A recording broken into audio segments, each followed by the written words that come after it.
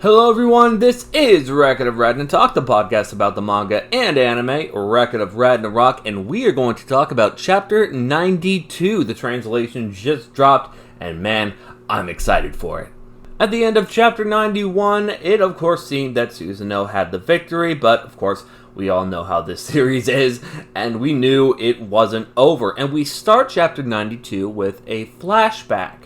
In this flashback, it is revealed that Okita has something inside of him called an Onigo, a demon child. Basically, when this Onigo is activated, what happens is that Okita kind of loses control and just goes all sorts of crazy. Okita and Kondo have a conversation about whether it is possible for Okita to become a noble samurai instead of just a murderous monster. And, of course, Kondo is a fatherly figure sort of portrayal.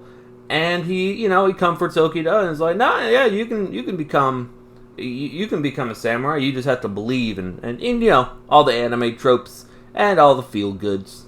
We then flash back to the fight where we see Susanoo pretty much has laid out Okita. Okita looks pretty much defeated, and the gods are very happy with this outcome. But of course, Okita gets back up and is like, yo, I'm not done yet. I'm not dead. I'm not dead yet. And he gets back up and we see another flashback where Okita is dying of tuberculosis and training. He can't be with his Shinsengumi comrades when they need him the most because of the TB, the tuberculosis. But in the midst of dying of TB, Okita confronts the Onigo, the demon child that resides in him.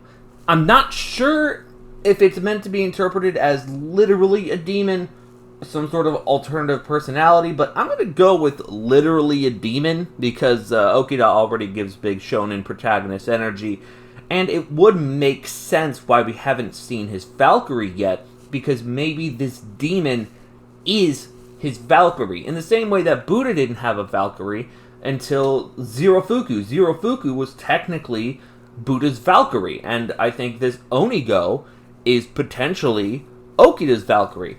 Does not explain the sword. Does not explain why the sword still holds up. Maybe the sword is the Valkyrie, but we haven't seen her yet. I'm sad, man. I want to see that Valkyrie, man. We also see an adorable kitty.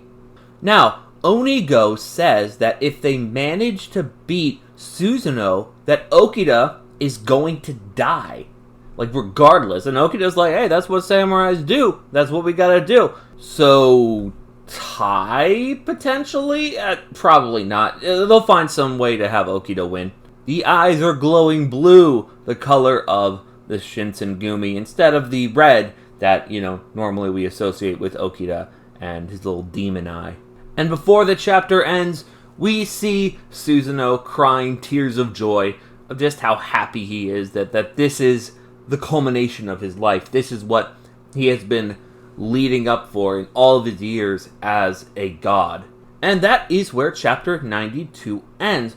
Honestly, at first, I was a little disappointed in this chapter, only because I had this idea that the round was going to end this month, but obviously we were wrong, and man, I thought the round was going to end this month, but clearly it's not. They're setting it up so that the round looks like it's going to end next month, but I also I don't want to be wrong about that.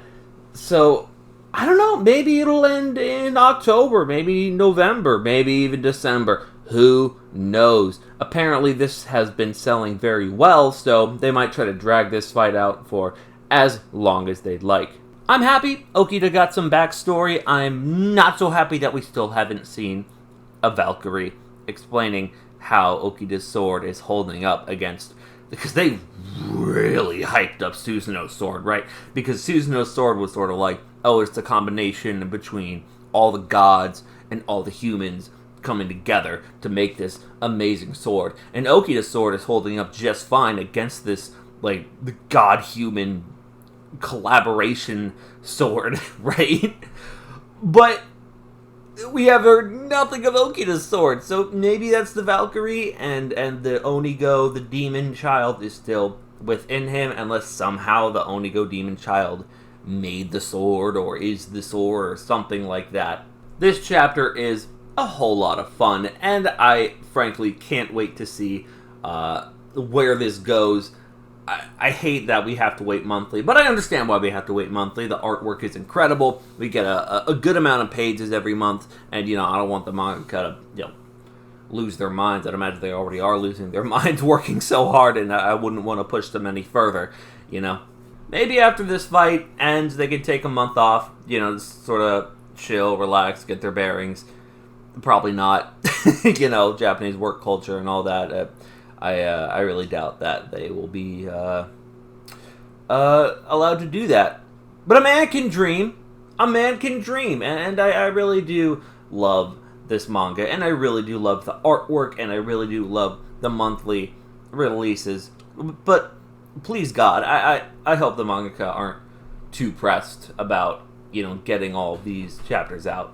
But yeah, at first I was disappointed because I thought this chapter was going to be the end of the round, but, it's not. Those are the cards that have been dealt, and for the cards that have been dealt, I think it is a very fun chapter. I think it is an important chapter by telling us about Okita's Onigo technique, as well as going into Okita's backstory a bit, which has been heavily neglected, at least in Record of Ragnarok. We know that he had a spin-off manga, and it's sort of like hey, you want to know more about Okita? Read that manga, But, yeah, I'm not too upset about this chapter this month, and I enjoyed it. So, yeah.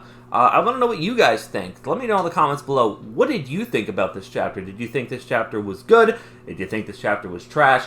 Did you think, I want this fight to end already? Or are you like, I want this fight to keep going for as long as possible? Please let me know. And what did you think about Okita's backstory? I liked it. I liked it a lot. It's definitely giving Okita the sort of I can't lose vibe. Sort of that Raiden had, sort of that Shiva had during Round 5. And Round 5 is one of my favorites simply because of the fact that both of them, I didn't want either one of them to lose.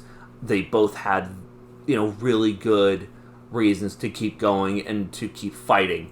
And this round, I think Susanoo's doing it for the kicks. He's in it for the kicks, but Okita is in this for the long run. Okita's like, no, I gotta win. I have to win. Susanoo's doing this more for the game, the love of the game. Okita's doing this for the love of everything, his entire life. He doesn't want to let down the Shinsengumi. He doesn't want to let down Kondo. He's really working. He's working, and I respect it. So yeah, let me know what you guys think. I, for one, really like this chapter. I give it about maybe an 8 out of 10. I really, really, really like this chapter.